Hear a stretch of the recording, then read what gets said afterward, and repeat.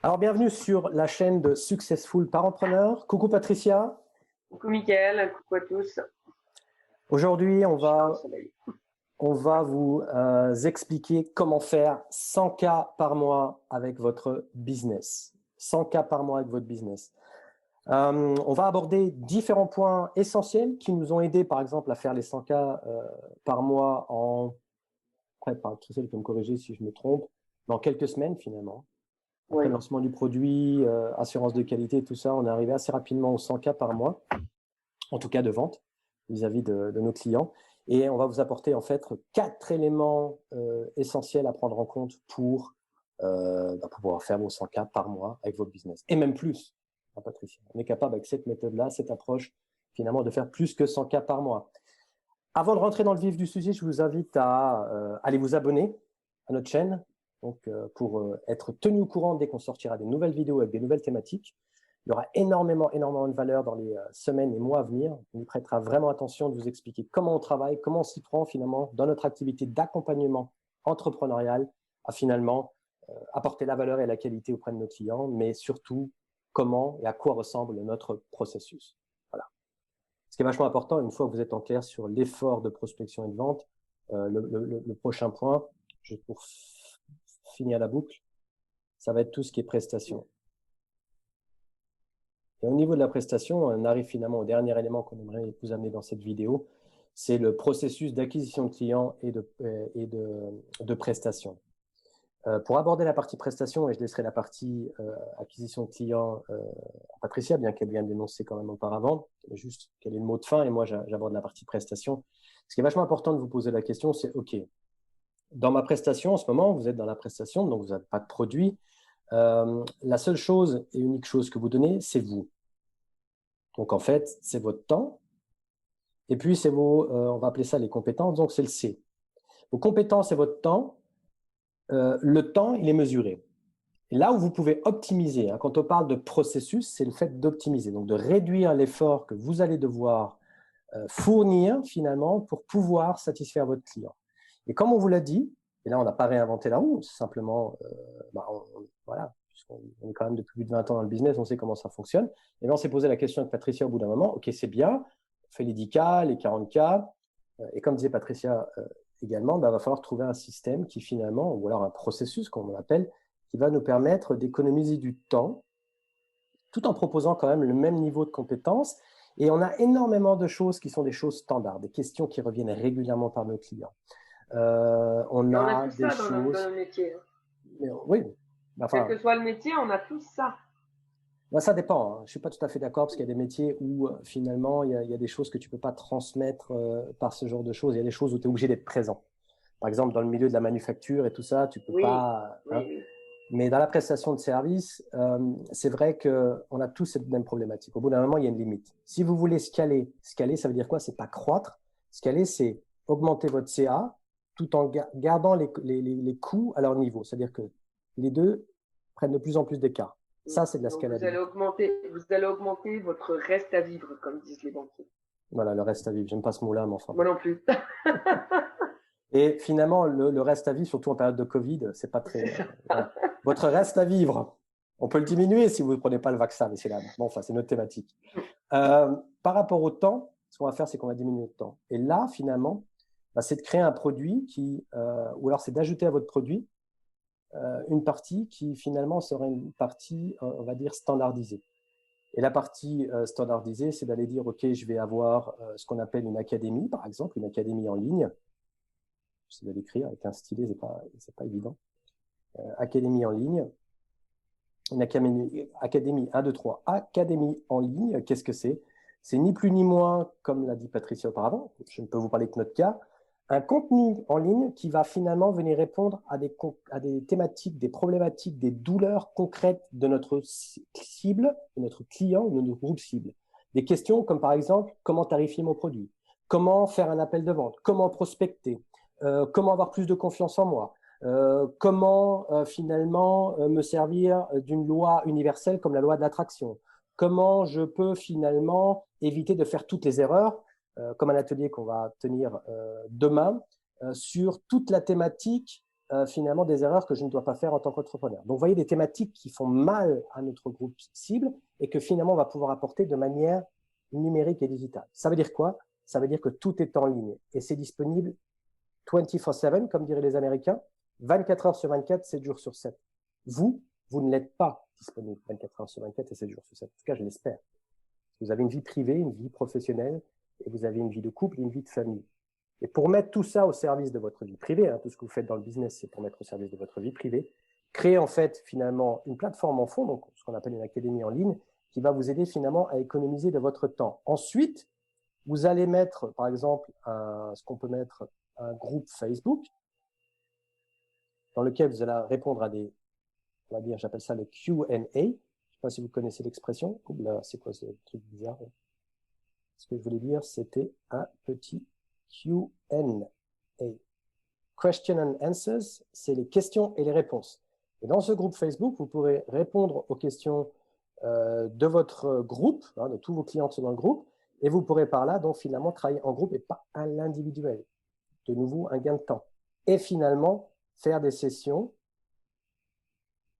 ça c'est un I, session live, donc ça c'est du coaching, c'est pas terrible mon écriture, coaching. On dira que c'est stylé. Voilà. C'est stylé, mais mon écriture n'est pas stylée. J'ai fait du rap, donc c'est bon. Académie en ligne, groupe Facebook et session live. En général, la plupart des gens à qui on se lance dans cette aventure, ce bout de chemin qu'on fait ensemble, la plupart des gens sont à 100% là-dessus. Là-dessus, il y a très très peu d'efforts, si c'est parfois même pas existant. Et ça, en passant de 100% et que vous allez finalement rajouter ça plus ça, vous allez pouvoir finalement, et comme disait Patricia, dans la prestation, optimiser cette étape, on va dire, de 40 jusqu'à 100. Parce que là, vous allez pouvoir scaler, donc vous allez pouvoir augmenter vos ventes et diminuer finalement votre temps ou l'effort. Et ça, c'est kiffant. Voilà, Patricia, je te laisse le mot pour le mot de fin. Pour la partie acquisition client. Voilà. Alors, je l'ai déjà largement abordé, donc je vais juste aborder un autre point qui est le rôle de la confiance dans tout ça. Parce que vous allez établir, plus vous allez aller au contact client, plus vous allez établir une confiance entre lui et vous. Et la confiance, c'est souvent un outil que l'on oublie dans le processus global du business. Or, la confiance, c'est ce qui va vous permettre de réduire vos coûts et d'augmenter la vitesse d'acquisition. Plus un client va vous faire confiance, donc plus vous l'aurez eu au téléphone, plus vous allez lui montrer que vous avez compris, que ce soit pour des avocats, pour des gens qui sont en thérapie, consultants, ou même, je veux dire, pour un expert comptable. Si vous arrivez à lui expliquer que grâce à vous, il va pouvoir se soulager de ce qu'il tracasse, ça, c'est de la confiance. Et cette confiance-là, elle va l'amener à signer beaucoup plus rapidement. Et elle va faire que ça va réduire votre coût. Alors vous, ça réduit quel coût? Ça réduit votre coût d'acquisition client. Parce que le temps que vous passez à prospecter, ce temps-là, il a une valeur. Parce que pendant que vous prospectez, vous ne produisez pas. Vous ne faites pas de contenu. Vous ne répondez pas à vos clients. Non, pendant que vous prospectez, ça, c'est un coût. Et c'est souvent le coût le plus élevé qui est dans l'entreprise. Donc, faites en sorte de nouer le plus rapidement possible un lien de confiance. Ce lien de confiance, il est humain. Il est rien d'autre. Il n'est pas basé sur vos compétences. Il est juste humain. Et ça, vous allez le créer en prospectant à froid, en étant la personne qui va offrir son oreille à l'autre. Donc, faire 100K, c'est connaître tous ces leviers d'acquisition de clients, d'offres, de prospection, enfin c'est tout ce qu'on vient de vous développer, mais c'est aussi savoir créer ce lien humain de la confiance avec votre client direct. Et à partir du moment où vous avez ça, après, c'est juste, je vais pas dire une machine à cash, parce que j'aime pas le mot, mais c'est ça. Mais par contre, quand vous avez créé cette confiance, faites en sorte de l'entretenir. Parce qu'il ne faut pas promettre quelque chose que vous n'êtes pas capable de tenir. Tu vois, j'ai entendu et j'ai lu récemment pas mal de critiques sur le fait qu'on vendait des accompagnements à 100K. Ben oui, mais nous, nos clients, ils signent peut-être pour un an.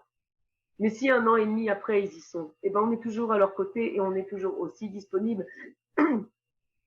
Et on les amène là où on leur a promis de les amener.